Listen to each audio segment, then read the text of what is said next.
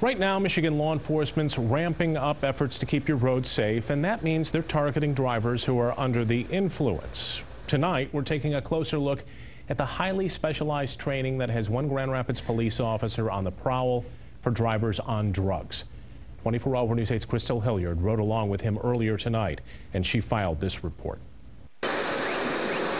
We didn't know if it was drugs or alcohol. It turned out to be a combination of both. Which your average street officer may not have been able to tell.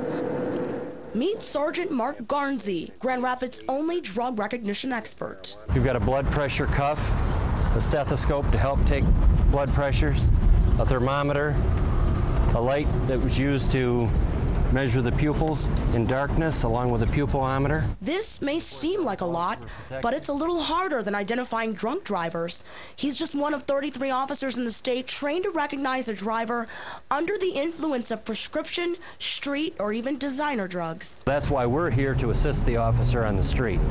And once the officer sees something that says, maybe you want to take a look at this person for me before I let him go, we'll come there and do a on-the-street observation. Drug recognition experts have been around since the 70s, but just recently began making their way into Michigan.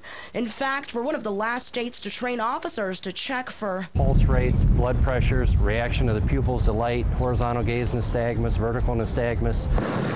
So we've got a lot of issues going on the street right now, from drug to driving, to drunk driving, to texting, cell phone use.